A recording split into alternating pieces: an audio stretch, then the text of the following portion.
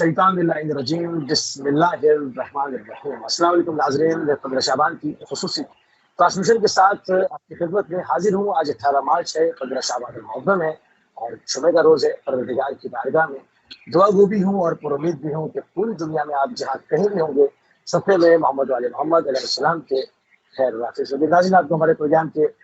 Format کا علم ہے اور اس میں جو ہے وہ مناسبتوں کے حوالے سے، خصوصی تاریخوں کے حوالے سے خصوصی ٹرانسمیشن کا اہتمام کیا جاتا ہے۔ خصوصی ٹرانسمیشن آپ کی خدمت میں پیش کر رہے ہیں اور اس وقت آپ کے دل عزیز شخصیت جناب آیت اللہ سید نسیم عباس نسوی صاحب نجف عراق سے ہمارے ساتھ موجود ہے۔ قبل آپ کے پروگرام میں خوش آمدید کہیں گے، اس عظیم بابرکت دن کی مبارکباد پیش کریں گے۔ علیکم السلام ورحمۃ اللہ وبرکاتہ۔ جی موسی صاحب، میری طرف سے بھی تمام امت اسلامیہ کی خدمت میں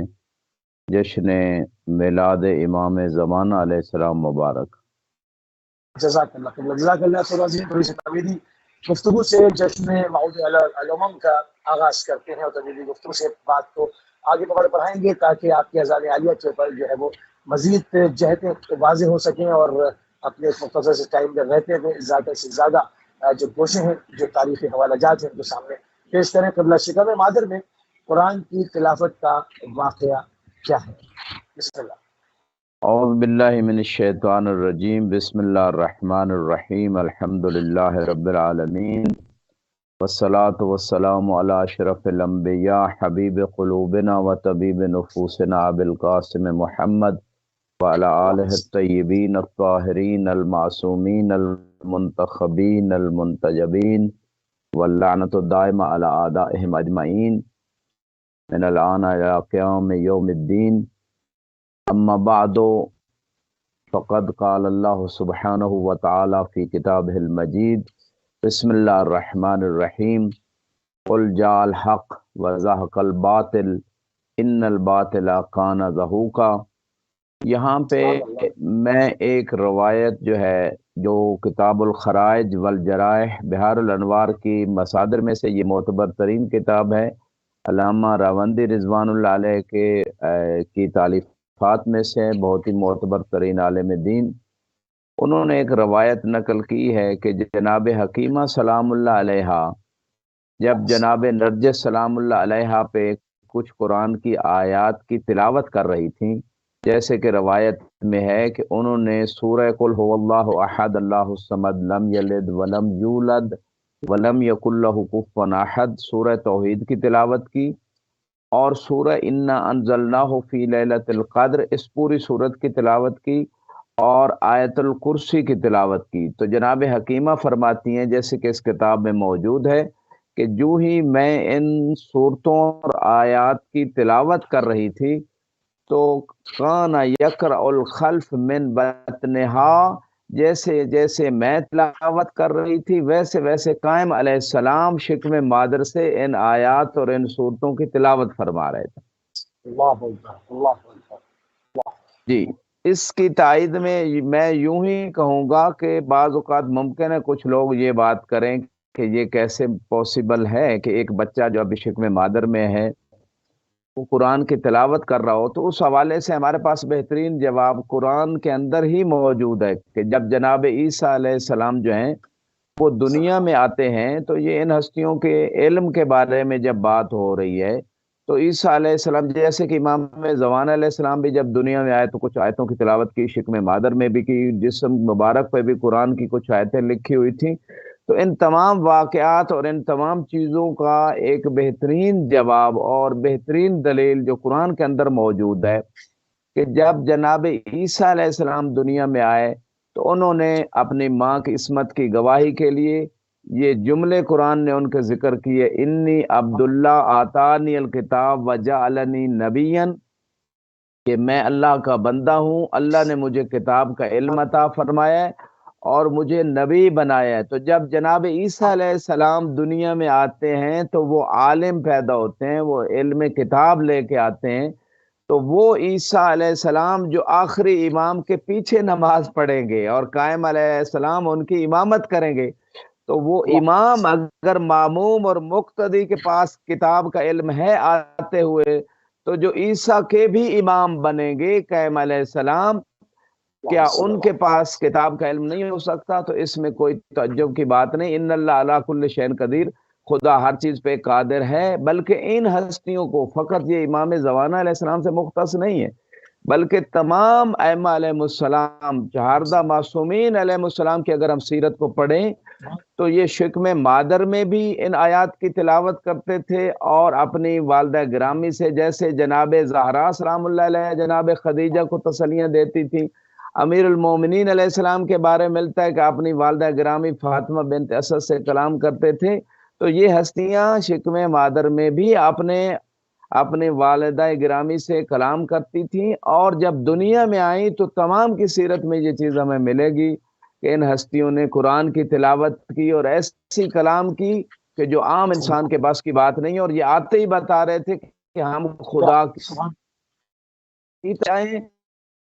ہماری خدا ہی کی طرف سے، خدا ہی نے ہمیں علم سکھایا ہے، اور ہم جس سے علم لے کے نمائندے بھی اسی ہستی کے ہیں. لہٰذا اس مقام پہ یہ بات آتے ہی کلیئر ہو گئی کہ یہ ہستیاں ہماری طرح نہیں، بلکہ ان کو خصوصی عنایت، خصوصی علم، خصوصی کرامات، خصوصی مقامات دے کے خدا دنیا میں بھیجتا ہے، تاکہ بندوں کے اوپر حجت تمام ہو جائے کہ یہ جو حجت خدا بن کے آ رہے ہیں بندوں کے اوپر، یہ عام انسانوں کی طرح نہیں ہے، ان کو خصوصی خصوصیات حاصل ہیں، اور وہ اللہ نے ان کو عطا کی ہیں، چاہے ان کا تعلق علم سے ہو، چاہے ان کا تعلق قدرت سے ہو. جی مصعب، جزاکم اللہ. سبحان اللہ، بہت خوبصورت طریقے سے ناظرین جو ہے وہ طویل گفتگو سے جس میں موعود الامم کا جو ہے وہ آغاز کر دیا گیا، اور دنیا میں تشریف لاتے ہی پہلا کام آپ نے کیا انجام دیا، قبلہ اس کے اوپر روشنی ڈالے. جی، اس حوالے سے جو آپ سوال کر رہے ہیں کہ دوسرا کام، یعنی شکم مادر کے بعد جو کام دنیا میں آتے ہی امام زمانہ علیہ السلام نے کیا، اس سے پہلے میں تھوڑی سی ابھی ایک ذہن میں وہ زیارت وارثہ کے مجھے کچھ جملے یاد آئے کہ جو معتبر ترین زیارت ہے، اور خود امام نے امام کے سامنے پڑھی. اس میں اشہد انک کنت نورا فی الاصلاب الشامخہ والارحام المطہرہ. امام گواہی دے رہے ہیں کہ میں گواہی دیتا ہوں کہ اے حسین علیہ السلام، آپ کے تمام آباء و اجداد کے صلبیں بلند و بالا ہیں، اور آپ جن رحموں میں نور کے طور پہ رہے وہ تمام کے تمام رحم پاک ہیں. یعنی اس معتبر زیارت سے امام کی گواہی سے ایک بات ثابت ہو گئی کہ یہ ہستیاں عالم ارحام میں، عالم اسلاب میں بھی انوار کی حیثیت سے اور نورانی حیثیت سے موجود ہوتے ہیں. ان کی خلقت نورانی ہے، یعنی ان کی خلقت کے اندر جو کمالات خدا نے رکھے ہیں وہ نورانی کمالات ہیں، اور وہ جناب آدم کی صلب سے، بلکہ مجھے یہاں پہ وہ روایت بھی یاد آ رہی کہ جب آدم علیہ السلام کو فرشتوں کو اللہ نے حکم دیا کہ آدم کو سجدہ کیا جائے، تو معصوم سے جب سوال کیا جاتا ہے کہ یہ سجدہ کس وجہ سے آدم کو کروایا گیا، اس کی وجہ کیا تھی، تو امام علیہ السلام فرماتے ہیں ہمارا نور آدم کی صلب میں جب اللہ نے رکھا، فکان امر سجود تعظیم لنا و اکرام لنا، تو فرشتوں کو اور اسی طرح ابلیس کو جو حکم ہوا سجدے کا، وہ اصل میں آدم کو قبلہ بنایا گیا تھا. عبودیت اللہ کی تھی کیونکہ اللہ کے حکم کی تعمیل ہو رہی تھی، بندگی خدا کی تھی، لیکن اکرام اور احترام ہم اہل بیت کا تھا، جس کی وجہ سے ان کو سجدے کا حکم دیا گیا. اور یہاں پہ ایک اور بات بھی واضح ہو جاتی ہے کہ یہ وہ انوار ہیں، یہ وہ مقدس انوار ہیں، ان ہستیوں کو اللہ نے یہ مقام عطا کیا ہے. اور اس پہلے دن سے ہی اللہ نے یہ فیصلہ کر دیا کہ جو ان ہستیوں کی عظمت کو قبول کرے گا وہ فرشتوں کی طرح بلند مقام پالے گا، اور جو حسد کر کے ان ہستیوں سے بغض رکھے گا، جیسے شیطان نے ان انوار کے مقام کو جب دیکھا تو حسد کیا، اور حسد کی وجہ سے سجدہ نہیں کیا کہ میں ان کو سجدہ، ان کی عظمت کا اقرار کیوں کروں. تو دنیا میں ایک خدا نے قانون بنا دیا کہ جو بھی 14 کی عظمت کا انکار کرے گا اور بغض رکھے گا،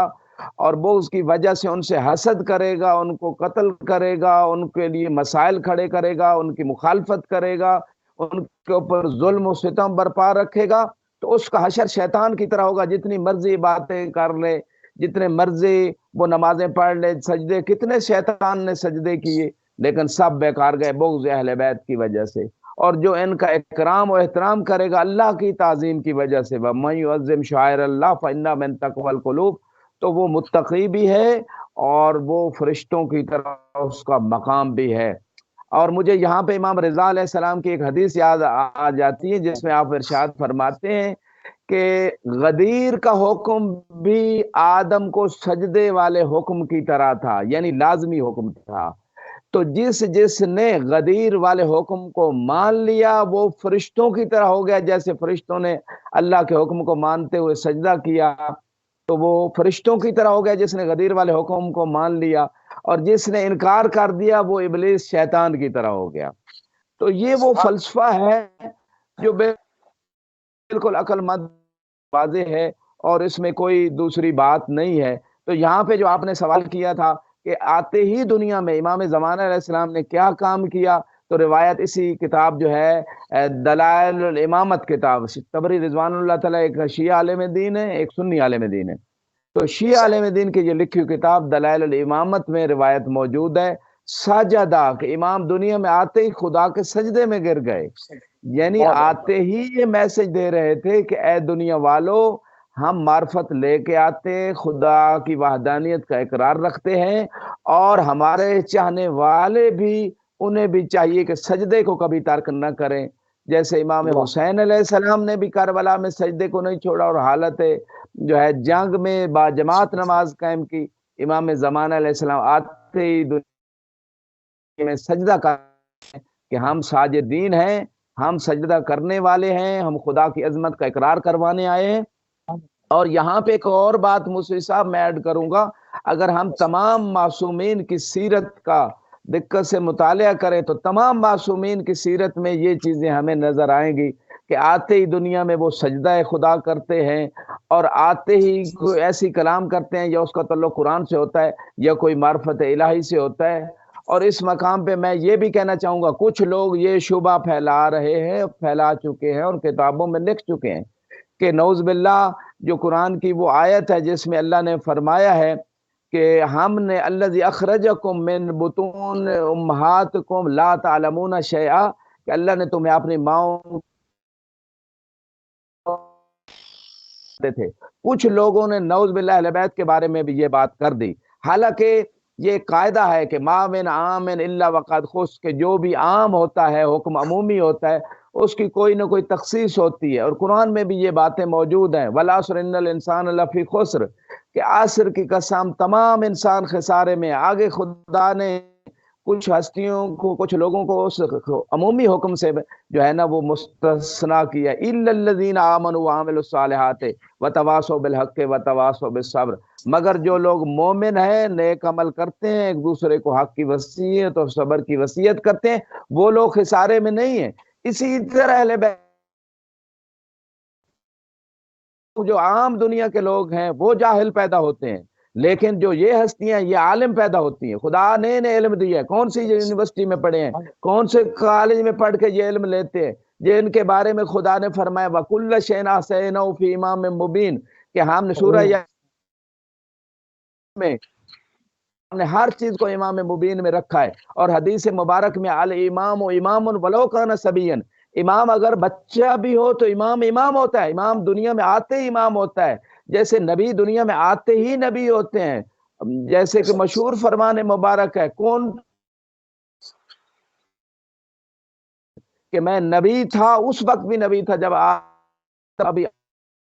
تھے، تو ان کو نبی بنا کے بھیجا، یعنی جن کو نبی بنایا ان کو دنیا میں نبی بنا کے بھیجا، اور جن کو امام بنایا ان کو امام بنا کے بھیجا، عالم بنا کے بھیجا۔ اور کافی میں ایک پورا چیپٹر ہے جس میں صاحب کافی نے بہت ساری روایات کو جمع کیا جو تواتر کی حد تک جو ہے وہ مطلب ثابت ہے، جس میں یہ بتا رہے ہیں کہ علم میں امام جو ہوتا ہے عنده علم ما کان وما یکون ولا یخفی علیہ شیء، کہ امام کے پاس سابقہ چیزوں کا علم بھی ہے آئندہ چیزوں کا علم بھی، اور امام پہ کوئی چیز مخفی نہیں ہوتی۔ ہاں بعض چیزیں ہیں جیسے ظہور کا وقت ہے، قیامت کب آنی ہے، وہ روایات میں جو ہے باقی تمام علوم کائنات کے جو ہیں اللہ نے ان کو عطا کیے ہیں، اور خدا کا علم ذاتی ہے، کسی کا محتاج نہیں، اور محمد وآل محمد صرف اللہ کے محتاج ہیں علم میں، کسی اور کے محتاج نہیں، بلکہ پوری کائنات ہر علم لینے میں، سائنس و ٹیکنالوجی کا علم، کوئی بھی چیز ان کی محتاج ہے۔ تو سجدے کی بات آپ کے کوسچن کے آنسر میں نے عرض کیا کہ آتے ہی انہوں نے سجدہ کیا۔ جی موسی صاحب۔ سبحان اللہ، سبحان اللہ، بہت ہی خوبصورت طریقے سے بہت سارے جو مسائل ہیں ان کا جو ہے وہ آپ نے تجزیہ پیش کیا، ان کو کھولا۔ امام علیہ السلام کے حوالے سے آپ نے بھی بات کی کہ قرآن کی کچھ آیتیں جو ہے وہ جسم مبارک کے اوپر پندہ تھیں، تو دائیں بازو کے اوپر کسی آیت کا ذکر ہمیں تاریخ میں ملتا ہے، اس حوالے سے کیا فرمائیں گے؟ جی سورہ اسراء جو ہے اس کی ایک آیت دلائل الامامت معتبر ترین کتاب ہے، بہار الانوار کا مصدر ہے، اس میں یہ روایت موجود ہے، اور کہ جب امام علیہ السلام دنیا میں تشریف لائے تو آپ کے دائیں بازو کے اوپر یہ آیت لکھی ہوئی تھی، جاء الحق وزہق الباطل ان الباطل کان زہوقا، کہ حق آ گیا اور باطل مٹ گیا، بے شک باطل مٹنے والا ہے۔ یہ وہ آیت مبارکہ ہے جو امام زمانہ علیہ السلام کی شان کے لیے یقیناً جو ہے یہ اظہر من الشمس ظاہر ہو رہی ہے، اور تمام آیات اور روایات اور تاریخ کا اگر ہم جو ہے اس کا دقت سے مطالعہ کریں تو جو حق مٹے گا پورے طور پہ دنیا میں، جب اپن حق کا بول بالا ہوگا اور باطل مٹ جائے گا، اور وہ کب ہوگا؟ جب امام علیہ السلام پوری دنیا پہ اپنی حکومت قائم کریں گے اور اسلام کا بول بالا ہوگا اور حق کا بول بالا ہوگا، اور یہ اس میں سنی شیعہ کا اتفاق ہے، اور روایات تواتر کی حد تک موجود ہیں۔ یملا الارض قسطا و عدلا کما مولا ظلما و جورا، سنی شیعہ مصادر میں کہ اس زمین کو عدل و انصاف سے ایسے پر کر دیں گے جیسے یہ ظلم و ستم سے پر ہوگی۔ تو ان روایات کو اور آیات کو اور حقیقی تاریخی حقائق کو اگر دیکھیں، سنی شیعہ علماء کا اتفاق کو دیکھیں، تو یہ آیت بالکل امام زمانہ علیہ السلام پہ جو ہے وہ یعنی ان کی شان میں ان کا قصیدہ پڑھ رہی ہے کہ حق جو ہے وہ آ گیا اور باطل مٹ گیا، بے شک باطل مٹنے والا ہے۔ تمام ابھی دنیا میں اگر آپ دیکھیں، تاریخ انسانیت میں دیکھیں، مکمل طور پہ باطل نہیں مٹا، باطل کا ہر زمانے میں وجود رہا۔ باطل کب مٹے گا؟ جب امام علیہ السلام پوری دنیا پہ اسلامی نظام کو نافذ کریں گے۔ تو یہ آیت بتا رہی ہے کہ آتے ہی دنیا میں آنا ہی بتا رہا ہے کہ اب باطل مٹ کے رہے گا اور حق کا بول بالا ہوگا۔ جی موسی صاحب۔ سبحان اللہ۔ امام حسن عسکری علیہ السلام اہل بیت علیہ السلام کے حوالے سے، کہ بچپن کے ان کے کمالات کے حوالے سے کیا فرماتے ہیں؟ اس حوالے سے کوئی روایت وہ تو پیش کی جائے۔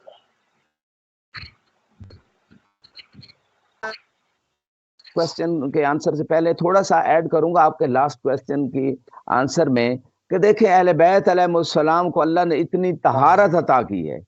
کہ دنیا میں آتے ہی ہم جیسے لوگ ہیں ہمیں غسل دینا پڑتا ہے، ہم جیسے لوگ ہیں ناپاک ہوتے ہیں، لیکن ان کا پہلا امام، جب ان ہستیوں میں سے پہلی ہستی آتی ہے تو کعبے میں آتی ہے، اور آخری ہستی ہے تو جسم پہ قرآن لکھا ہوا ہے۔ یعنی طہارت اور خدا نے پاکیزگی ان ہستیوں کو اتنا عطا کی ہے کہ یہ ہر حال میں پاک ہیں، ہر حال میں پاک ہیں۔ انما یرید اللہ لیذھب عنکم الرجس اہل البیت ویطہرکم تطہیرا، اس طرح کی طہارت کائنات میں کسی اور ہستی کو نہیں ملی جو ان ہستیوں کو اللہ نے طہارت نصیب کی ہے، اور ہر قسم کے رجس اور پلیدگی کو ان سے دور رکھا ہے، دور کیا نہیں ہے، دور رکھا ہے، چونکہ یہ ہمیشہ سے پاک ہے، ہر حال میں پاک ہے۔ جن کی ماؤں کے رحم پاک ہیں، جن کے آباء و اجداد کے صلب بلند و بالا ہیں، جس صلبوں میں اور رحموں میں بھی نور ہیں، یعنی وہ زیارت وارثہ جو آپ کی خدمت میں عرض کی، اتنی پاکیزگی، اتنی طہارت کائنات میں کسی اور کو نصیب نہیں ملی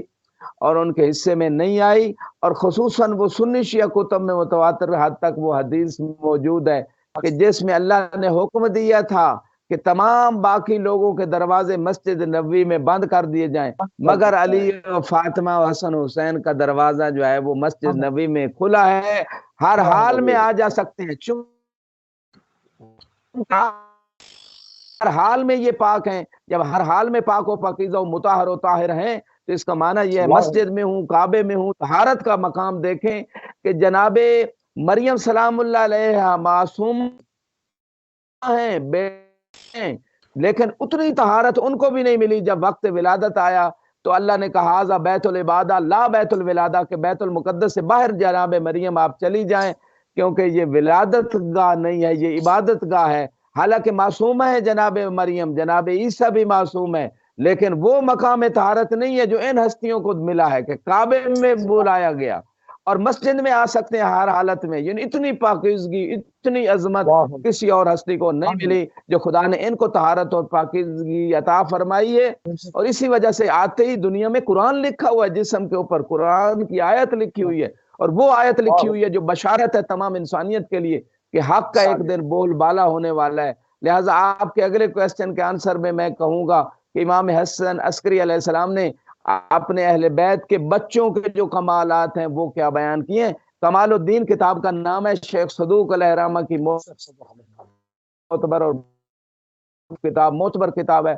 اس کتاب میں امام عسکری علیہ السلام فرماتے ہیں ان الصبی منا لیتکلم فی بطن امہ، کہ جو ہم اہل بیت کا بچہ ہے وہ عام بچہ نہیں ہوتا، بلکہ اپنی ماں کے شکم میں وہ کلام کرتا ہے۔ یہ پہلی خصوصیت اہل بیت کے بچوں کی۔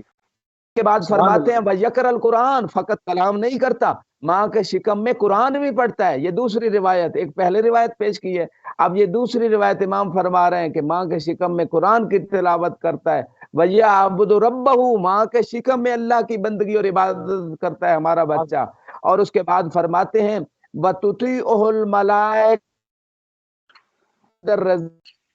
بچہ دودھ پیتا ہے تو ملائکہ اس بچے کی اطاعت میں ہوتے ہیں۔ یعنی یہ ان کا حکم فقط اس وقت نہیں چلتا کہ جب ان کو بالفعل ان کی امامت کا اعلان کیا جائے، باقاعدہ پہلے امام کے بعد بالفعل اب وہ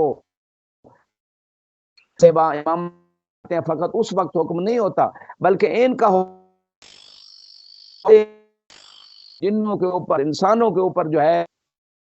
وہ حکم چاہیے۔ تو اللہ نے قرآن مبارک میں جو ارشاد فرمایا اطیعوا اللہ واطیعوا الرسول واولی الامر منکم، کہ اللہ کی اطاعت کرو، رسول کی اطاعت کرو، اور صاحبان امر یہی 12 ائمہ علیہ السلام ہے، کیونکہ اللہ نے جو رسول کے لیے اطاعت کا لفظ استعمال کیا، جیسی رسول کی اطاعت ہونی ہے ویسی اولی الامر کے ہونی ہے۔ تو جیسے رسول کی ہر چیز میں اطاعت ہے، وما اتاکم الرسول فخذوہ، رسول جو دیں وہ لے لو، وما نہاکم عنہ فانتہوا، جس سے روکے رک جاؤ۔ تو جیسے مطلق اطاعت رسول کی اسی طرح اولی الامر کی ہے۔ تو اسی قرینہ سے ہمیں پتہ چلتا ہے یہ اولی الامر وقت کے حکمران نہیں ہے۔ اگر وقت کے حکمران ہے تو آج فضل الرحمان اور دوسرے تیسرے لوگ کیوں وقت کے حاکم کے خلاف جو ہے وہ آوازیں بلند کر رہے ہیں، اور دھرنے، اور کبھی لانگ مارچ، اور کبھی یہ چیزیں کیوں؟ آپ کی تصویروں میں کچھ اور لکھتے ہیں، عملی طور پہ کچھ اور کرتے ہیں، تو یہ کیا ہو رہا ہے؟ بالکل صحیح بات ہے۔ اس طرح سے اگر اس فلسفے سے اگر حاکم وقت کو جو ہے وہ اولو الامر مان لیا جاتا اور جو شرائط خدا نے بیان نہ کی ان کو ان کا دھیان نہ دیا جائے، تو پھر اسلامی جتنی جمہوریاں ہیں ان سب میں اپوزیشن حرام قرار پائے گی، اپوزیشن کا کوئی تعلق ہی نہیں رہے گا۔ تو یہ تو قول و فعل میں تضاد والی بات ہے۔ بہرحال آگے بڑھتے ہیں۔ بچپنے میں کائنات پر نگاہ، آیات و روایات قبلہ کیا کہتی ہیں، اس کے اوپر روشنی ڈال رہے ہیں۔ جی، اس میں ہدایت الکبریٰ کتاب جو ہے اس سے ایک روایت موجود ہے، اذا ولد کہتی ہے کہ جب امام دنیا میں آتے ہیں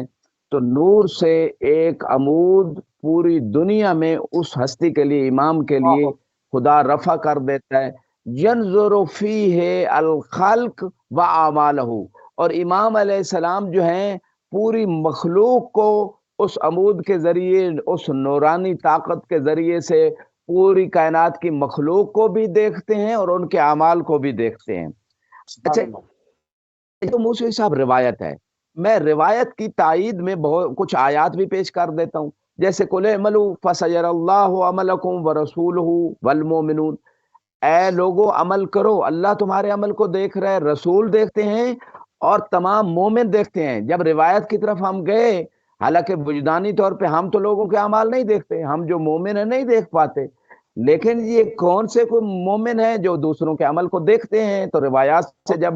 جن کے گھر میں قرآن نازل ہوا، جب ان سے پوچھا گیا بھائی یہ کون سے مومنین ہیں جو اعمال کو دیکھتے ہیں، تو بتایا گیا کہ یہ ہم اہل بیت ہیں کہ جو کائنات کے اعمال کو دیکھتے ہیں۔ تو قرآن کی یہ آیت بھی بتا رہی ہے۔ اسی طرح انا ارسلناک شاہدا و مبشرا و نذیرا، کہ ہم نے آپ کو امت کے اور لوگوں کے اعمال کا گواہ بنا کے بھیجا ہے۔ گواہ موسی صاحب وہی ہوتا ہے آج دنیا کی کورٹس میں بھی، اگر کہیں تو جاتی ہے کہ جو شخص جو ہے اوقات یہ اقرار لیا جاتا ہے، جج یہ پوچھتا ہے کہ آپ نے دیکھا تھا، یعنی گواہی اسی کی شمار ہوتی ہے جس نے آنکھوں سے دیکھا ہو۔ صحیح گواہی دے رہا ہے اسے تو جھوٹا گواہ کہا جاتا ہے۔ اس کو دنیاوی عدالتیں بھی ریجیکٹ کرتی ہیں، اس کے اسلام کی عدالت بھی اس کو ریجیکٹ کرتی ہے کہ ایسی گواہی قبول نہیں ہے۔ لہٰذا جب گواہ بنا کے بھیجا گیا رسول اسلام کو، تو اس کا مطلب امت کے اعمال کو جانتے ہیں، اور قیامت تک جب امت کا سلسلہ جاری ہے تو قیامت تک رسول اعمال کو دیکھ رہے ہیں۔ یہ ایک الگ ٹاپک ہے کہ یہ ہستیاں جو ہیں کس کس طریقے سے لوگوں کے اعمال کو جانتی ہیں، فرشتے پہنچاتے ہیں، خود دیکھنا چاہیں تو دیکھ سکتے ہیں۔ بہت ساری اس حوالے سے ایک زیادہ نہیں جانا چاہتا، لیکن اس روایت کے مطابق اور بعض آیات میں نے آپ کی خدمت میں پیش کی، اور جیسے وَكُلًّا نے ہر چیز کو امام مبین میں رکھا، یہ آیت بھی بتا رہی، اس میں یہ دیکھنا چاہیں تو نہیں دیکھ سکتے، یہ آیت بتا رہی ہے کہ جناب اعمال کو بھی دیکھنا چاہیں تو دیکھ سکتے ہیں۔ آج تو موسوی صاحب میڈیا نے اور آسان کر دیا، آج دنیا کے کسی کونے میں کسی چیز کو جو لائیو پیش کی جا رہی ہے یا ویسے کوئی دیکھنا چاہے تو دیکھے فوراً اپنے کمرے۔ اور یہ ٹیکنالوجی کا علم سلونی کے دعوے کرنے والی ہستی کے پوتے امام صادق علیہ السلام کے شاگرد جناب جابر بن حیان کی جو ہے وہ اس علم جو اہل بیت کے در سے لیا، اس کو جب آگے تطور دیا گیا، اس کے اوپر جب ریسرچ اور کام کیا گیا، تو آج دنیا کے پاس ٹیکنالوجی ہے۔ تو یہ ٹیکنالوجی کا علم ہے جو دنیا میں جو دیکھنا چاہے جب دیکھنا چاہیں وہ دیکھ رہے ہیں۔ جب اس ٹیکنالوجی کے دور میں بھی ابھی لوگوں کو سمجھ نہیں آ رہی کہ اہل بیت کو اللہ نے کتنا علم دیا، جن کے صدقے سے یہ علم ٹیکنالوجی کا ہم تک پہنچا ہے، تو اگر اب بھی نہیں مانتے تو پھر اس وقت مانیں گے جب فرشتہ جو ہے نا وہ روح قبض کرنے آئے گا، تو سارے پردے ہٹ جائیں گے، تب سمجھ آئے گی کہ اللہ نے اہل بیت کو کتنی قدرت اور کتنا علم عطا کیا تھا۔ سبحان اللہ قبلہ، بہت ہی خوبصورت طریقے سے کہ کائنات کے اوپر نگاہ رکھنے کے حوالے سے جو ہے وہ آپ نے روایات اور آیات جو ہے وہ پیش کی۔ امام حسن عسکری علیہ السلام کے کہنے پر امام زمانہ روحی و ارواح الفدا نے کون سی آیت کی تلاوت فرمائی تھی؟ جی یہ بھی کتاب الخرائج والجرائع، بہت معتبر کتاب، معتبر عالم الدین نے اس روایت کو لکھا ہے کہ امام عسکری علیہ السلام جو ہیں جب ان کے ہاتھوں پہ امام زمانہ علیہ السلام 12ویں امام تشریف لاتے ہیں، دیکھیں یہ اس میں اچانک میرے ذہن میں ایک بات آئی کہ اگرچہ ہم امام زمانہ پہ مسلسل ایک سیریز موسی صاحب آپ جانتے ہیں کر چکے ہیں، مختلف پہلوؤں پہ گفتگو، مسلسل ایک لمبا سلسلہ تھا، اس پہ بات ہوئی، اور امام کی ولادت سے ہی یہ سلسلہ شروع ہوا تھا۔ جو لوگ شک کرتے ہیں نعوذ باللہ کہ امام دنیا میں نہیں آئے، تو اس پہ ہم نے بہت ساری تفصیلی گفتگو کی، اور یہ ساری روایات بھی بتا رہی ہیں کہ جب امام دنیا میں آئے تو قرآن کی تلاوت کی، آئے تو سجدہ کیا، آئے تو جو ہے وہ کلمے کی تلاوت کی۔ یہ ساری چیزیں ہمیں یہ بتا رہی ہیں اس مقام پہ کہ امام علیہ السلام نے دنیا میں ان کا یقیناً وجود ہے، اور اس وجود کے ساتھ ساتھ یہ ساری کرامات اور مقامات بھی ان کے ظاہر ہو رہے ہیں۔ تو امام عسکری علیہ السلام نے جب اپنے بیٹے سے فرمایا انطق باذن اللہ، میرے بیٹے اللہ کے اذن سے آپ کلام کریں، تو آپ نے یوں کلام شروع کی اعوذ باللہ من السمیع العلیم،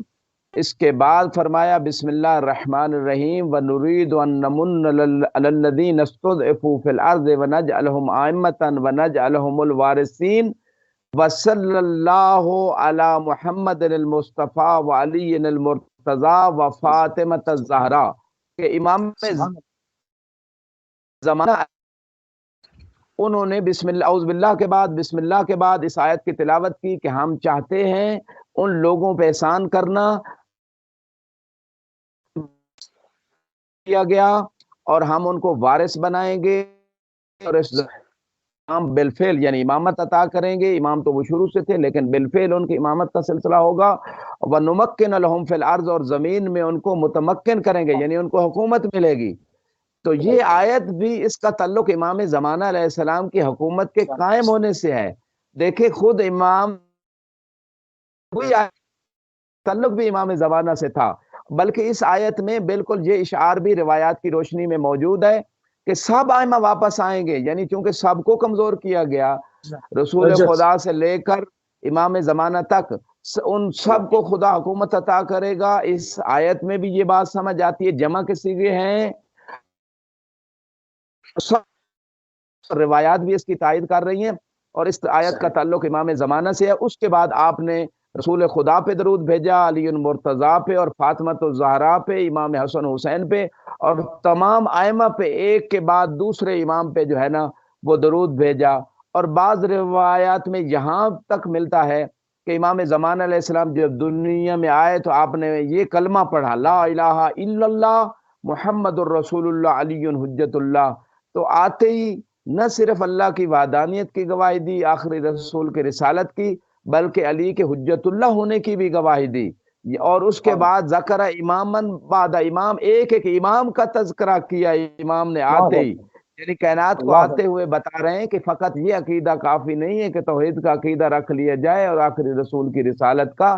بلکہ 12 ائمہ کی امامت کا عقیدہ رکھنا اور ان کو حجت خدا ماننا یہ بھی عقیدے میں شامل ہے. لہذا امام نے آتے ہی اس کلمے کو بھی پڑھ کے بتایا کہ مومن کا کلمہ یہ ہوتا ہے کہ لا الہ الا اللہ محمد الرسول اللہ کے بعد 12 ائمہ کو امام مانے اور حجت خدا مانے. یہ ہے مومن کا کلمہ، یہ ہے مومن کا عقیدہ. جی مصطفی صاحب. سبحان اللہ، بہت ہی خوبصورت طریقے سے ان تمام چیزوں کو جو ہے تاریخی حقائق کو، روایات کو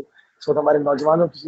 کے سامنے جو ہے وہ آپ پیش فرما رہے ہیں. تھوڑا سا اور پروگرام کو بڑھائیں گے اور مولا امیر المومنین کی آمد اور امام زمانہ روی و ارواح الفدا کی آمد میں کیا مناسبت ہے، اس پہ تھوڑی سی گفتگو قبل آپ نے چھیڑ دی، ہم چاہتے ہیں کہ اس کو مکمل کیا جائے. جی مصطفی صاحب، میں سمجھتا ہوں جیسے میں نے تھوڑی دیر پہلے بھی آپ خدمت میں عرض کیا، اپنے مطالعے اور تحقیق کے مطابق عرض کر رہا ہوں، جس طرح پہلے امام کعبے کے اندر تشریف لائے اور اتنی پاکیزگی اور طہارت جو خدا نے ان کو عطا کی، آتے ہی رسول خدا کے سامنے پہلے امام نے کی اور آخری امام بھی اس وقت حجت خدا امام عسکری علیہ السلام کے سامنے جو ہے وہ قرآن کی تلاوت فرما رہے ہیں. تو دیکھیں کہاں قرآن کی تلاوت کرنے والی ہستیاں جو آتے ہی سجدہ خدا بھی کر رہی ہیں، کلمہ بھی پورا پڑھ کے بتا رہی ہیں کہ اصل عقیدہ یہ ہے، قرآن کی تلاوت بھی کر کے بتا رہی ہیں. تو لوگ ان لوگوں کو ان ہستیوں سے ملاتے ہیں کہ جو لوگ 30 40 سال بعد بتوں کو پوج کے جو ہے انہوں نے کلمہ پڑھا اور اسلام کے اندر جو ہے ظاہری طور پہ جو داخل ہوئے، ان ہستیوں سے ملایا جا رہا ہے کہ جن کی تمام آباء و اجداد کے صلب بلند و بالا ہیں، کہ وار ہیں، رحموں کے اندر بھی نور ہے. دنیا میں آئے تو قرآن کی تلاوت، عالم پیدا ہوئے اور دنیا میں آئے تو پاکیزگی تھا. ان لوگوں کے ساتھ ایسے لوگوں کا قیاس کیا جا رہا ہے. مجھے یہاں پہ جناب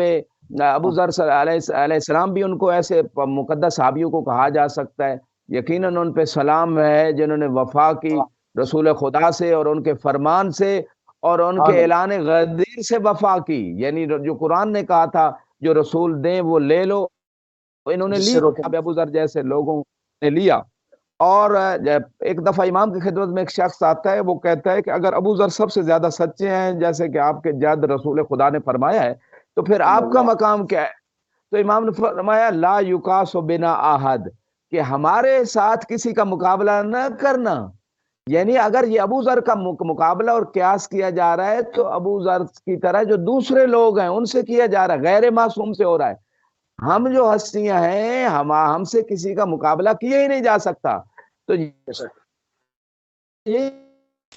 کہ اگر اہل بیت کا مقابلہ یا تقارن یا ان کی افضلیت کو دیکھنا ہے تو پھر انبیاء سے ان کا قیاس کیا جائے کہ انبیاء میں اور ان میں کتنا فرق ہے، نہ کہ ان کا عام لوگوں سے جو غیر معصوم ہے، جو جاہل پیدا ہوتے ہیں، جو نجس پیدا ہوتے ہیں، جو عدم طہارت کی حالت میں پیدا ہوتے ہیں اور جو مسجد میں نہیں آ سکتے، یعنی کلمہ پڑھنے کے بعد بھی بعض حالتوں میں مسجد میں نہیں، ان سے ان کا مقابلہ کیا؟ کہاں آسمان اور زمین کا مقابلہ؟ مجھے یہاں پہ مرحوم مولانا اسحاق جو اہل حدیث تھے اور پھر اہل بیت کے در پہ آ گئے، آخر میں ان کو ان کے دل میں کوئی اہل بیت کی محبت کا جو سلسلہ تھا، اہل بیت نے پھر اپنے در پہ بلا لیا، جیسے کہ مجھے بعض معتبر ذرائع سے پتہ چلا انہوں نے آخری وقت میں اپنے خاندان والوں کو بٹھا کے، مولانا اسحاق جو اہل حدیث تھے انہوں نے بٹھا کے یہ کہا تھا کہ حق کا راستہ اہل بیت کا راستہ ہے، لہذا اس راستے کے علاوہ کوئی راستہ ایسا نہیں ہے جو تمہیں جنت لے جائے اور تمہیں کامیابی کی طرف لے جائے۔ یہ انہوں نے اپنے شیعہ ہونے کا اعلان جو ہے وہ کر دیا تھا اپنے فیملی ممبرز کے اندر۔ یہ بعض معتبر ذرا ان کی ایک تقریر کا ایک کلپ میرے ذہن میں ابھی آیا کہ علی سے کچھ لوگ مقابلہ کرتے ہیں اور کہتے ہیں فلاں اور علی بھائی بھائی، ان کا جملہ ریکارڈڈ ہے میڈیا پہ، انہوں نے کہا کہاں آسمان اور کہاں زمین، یعنی کیسے یہ جو ہے ہو سکتا ہے، کوئی مقابلہ ہی نہیں ہے، کوئی مقابلہ ہی نہیں ہے، یعنی اس عالم دین نے حق کی بات کہہ دی۔ تو یہاں پہ یہی کہنا چاہتا ہوں آپ کے کوسچن کے آنسر میں کہ مولا علی نے آتے ہوئے قرآن کی تلاوت کی اور امام زمانہ نے بھی تلاوت کی۔ مولا علی کی تلاوت کیا تھی؟ جب رسول اسلام کے سامنے آئے تو بول کے کہا اقرأ یا رسول اللہ، اللہ کے رسول کچھ پڑھوں؟ تو آتے ایک مسئلے کو حل کر دیا کہ امت جو ہوگی وہ اپنے کچھ لوگوں کو بچانے کے لیے، اپنی پارٹی کو بچانے کے لیے وہ کہے گی نعوذ باللہ رسول تو لکھنا پڑھنا نہیں جانتے تھے۔ مولا علی نے آتے ہی اس مسئلے کو حل کیا کہ اس کائنات کے رسول کا جو غلام علی ہے، جو جانشین اور وسیع ہے، وہ آتے ہی بتا رہا ہے کائنات کو کہ میں پڑھنا لکھنا جانتا ہوں، میں کچھ پڑھوں، پڑھنا لکھنا جانتا ہے تو سردار انبیاء کیوں نہیں جانتے؟ اس مسئلے کو بھی حل فرما دیا، اور پہلی وہی یہی لکھی ہے مسلمین نے کہ اقرأ بسم ربک الذی خلق۔ اگر رسول پڑھنا نہیں جانتے تھے تو کیسے کہا جا رہا ہے، خدا کیسے کہہ رہا ہے اے میرے حبیب پڑھو؟ ایک بندہ پڑھنا جانتا ہی نہیں ہے اور اللہ کہہ رہا ہے جی پڑھو، تو لوگوں کی پتہ نہیں مات ماری گئی ہے کہ وہ فقط قرآن کو رٹا تو انہوں نے لگا لیا ہے، قرآن کے ترجمے کوئی پڑھ لیتے تو یہ بڑے بڑے جو رسول خدا کے ساتھ رکھتے ہیں یہ نہ رکھتے کہ نعوذ باللہ رسول پڑھنا نہیں جانتے تھے۔ تو یہاں پہ مولا علی نے آتے ہی کہا یا رسول اللہ میں پڑھوں، تو آپ نے فرمایا یا علی پڑھو۔ تو یہ کچھ لوگ کہہ سکتے ہیں کہ بھئی علی تو ابھی بچے ہیں، یہ کیسے پڑھ سکتے ہیں؟ اگر عیسیٰ ماں کی گود میں پڑھ سکتے ہیں تو علی فخر عیسیٰ بن کے پڑھ سکتے ہیں قرآن کی تلاوت۔ کچھ لوگ یہ شبہ پیدا کر سکتے ہیں بھئی یہ کیسے ہو سکتا، ابھی قرآن نازل نہیں ہوا۔ قرآن نازل نہیں ہوا لیکن قرآن لوح محفوظ میں موجود تھا، یہ وہیں عرش سے تو آ رہے ہیں جس عرش پہ یہ ساری چیزیں لکھی ہوئی تھی، اسی جب عرش سے جس عرش سے آ رہے ہیں وہی تو سارا علم تھا۔ بلکہ معصوم فرماتے ہیں سبحنا فسبحت الملائکہ، ہم نے تسبیح کی تو ملائکہ نے تسبیح کی۔ ملائکہ کو بھی یہ پڑھا کے آ رہے ہیں، جب عالم انوار میں ملائکہ کے استاد یہ ہیں تو عالم بشریت میں، عالم ناسوت میں انسانی مخلوق کے لیے جب معلم بن کے آ رہے ہیں تو علم لے کے آ رہے ہیں تو معلم ہوں گے نا۔ تو کون سا ایسا ٹیچر ہے معلم ہے کہ جو معلم تو بن گیا اسکول کالج میں آ کے پروفیسر تو لگ گیا ہو لیکن اس کے پاس علم نہ ہو؟ یہ کوئی ہے دنیا کی روٹین؟ تو مولا علی نے روایت کہتی ہے فابتدا بصحف آدم، آدم کے صحیفوں سے شروع کیا، ثم جناب نوح کے صحیفے، جناب ابراہیم کے صحیفے، ثم قرأ تورات والانجیل، پھر تورات کو پڑھا، انجیل کو پڑھا، ثم قرأ ثم تلا قد افلح المؤمنون، سورہ مومنون کی پہلی آیت بسم اللہ کے بعد کہ بے شک تمام مومن کامیاب ہو گئے۔ تو امیر المومنین نے آتے ہی تمام مومنوں کو خوشخبری دی کہ آپ کامیاب ہو، آپ کامیاب ہو۔ اور اس کے بعد جو ہے بعض روایات کہتی ہیں ان آیتوں کو بھی پڑھا قد افلح المؤمنون الذین هم فی صلاتهم خاشعون، جو اپنی نماز میں خشوع کرتے ہیں، والذین هم عن اللغو معرضون، جو فضول چیزوں میں اپنا وقت ضائع نہیں کرتے، والذین هم للزکوٰۃ فاعلون، جو اپنے روحوں کو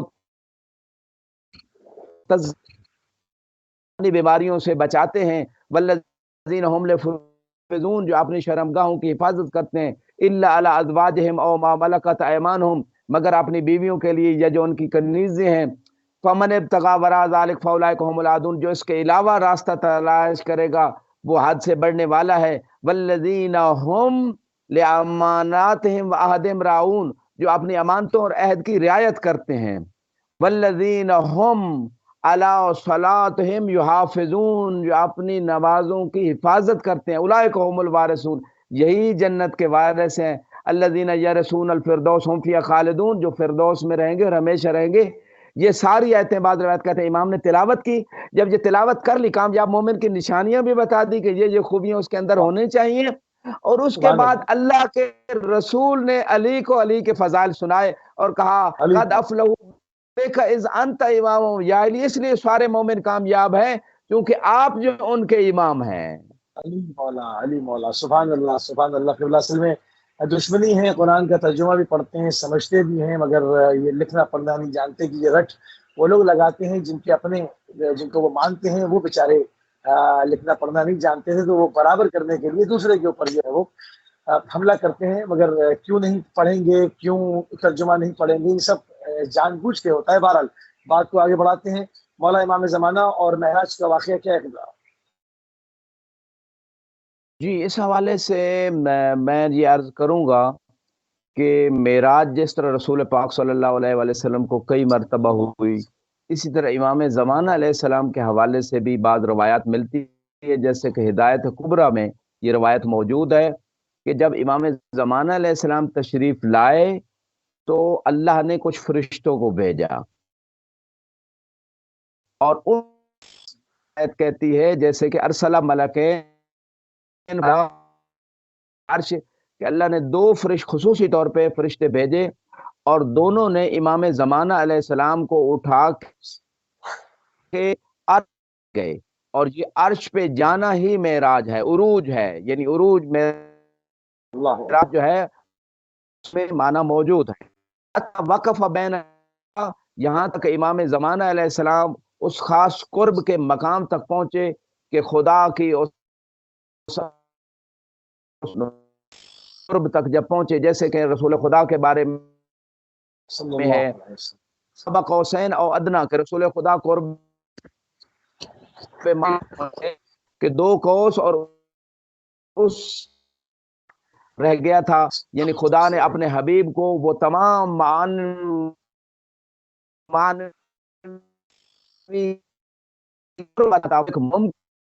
ممکن تھی، اب فاصلہ صرف نہ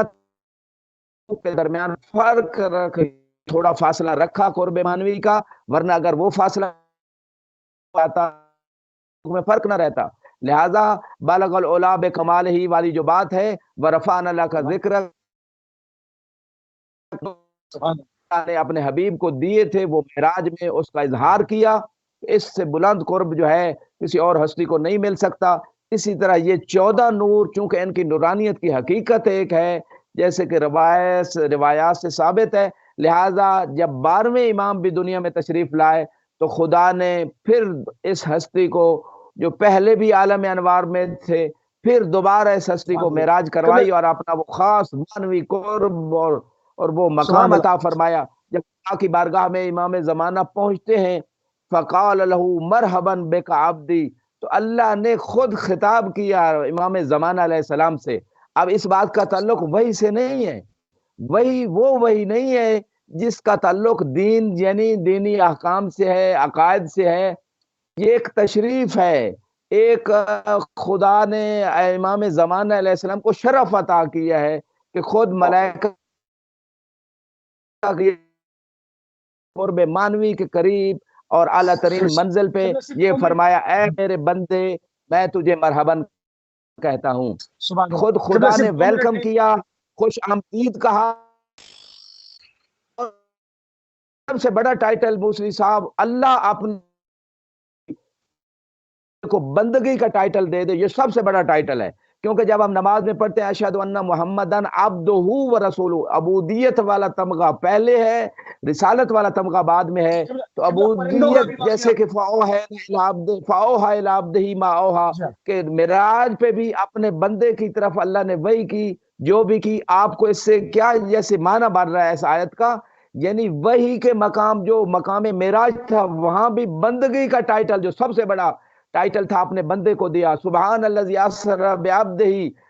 پاک ہے وہ ذات جس نے اپنے بندے کو جو ہے وہ سیر کرائی. تو اس کا معنی یہ ہے معراج میں بندگی سب سے بڑا تمغہ تھا جو امام زمانہ کو بھی ملا اور ان کے جد رسول خدا کو بھی اللہ نے یہ تمغہ عطا کیا. اور اس کے بعد یہ جملے اللہ نے فرمائے اس مقام پہ، فرماتے ہیں مرحبا بک عبدی، اور اس کے بعد فرماتے ہیں لنصرت دینی و اظہار امری و مہدی عبادی، کہ اے تجھے خوش آمدید کہتا ہوں، تو میرے دین کی نصرت کرے گا اور میرے امر کو ظاہر کرے گا اور میرے بندوں کو ہدایت دینے والا تو مہدی ہے. آلیت انی بکا آخذ و بکا اوتی، میں نے اپنے اوپر یہ قسم اٹھائی ہے کہ میں تجھ ہی سے تیرے جو تیری امامت کا اقرار کرے گا اسی کے اعمال کو قبول کروں گا، اور تجھ ہی تیرے صدقے میں کائنات کو رزق اور امن اور امان اور ساری جو ہے نا نعمتیں عطا ہوں گی امام زمانہ کے صدقے میں. وَبِكَ أَغْفُرْ بِكَ وَعَذِّبْ، جو تیرے اوپر ایمان لائے گا اسے بخش دوں گا اور جو تیرا انکار کرے گا اسے عذاب دوں گا. بہت شکریہ جزاک اللہ قبلہ. بہت انتہائی مشکور ہیں اور انتہائی ممنون ہے کہ ایک مرتبہ پھر آپ نے اپنی مصروفیت میں سے ہمارے لیے کچھ وقت نکالا اور اس پیغام کو، حق کے پیغام کو دنیا کے گوشے گوشے تک پہنچانے میں اپنا کردار ایک مرتبہ پھر پیش کیا. ناظرین آپ سماعت فرما رہے تھے آیت اللہ سید نصیب عباس نشوی صاحب کو نظر اشرف عراق سے. جشن ہمارے حصے میں جشن کا ٹائم تھا وہ تو پورا ہو گیا، مگر ابھی ہماری خصوصی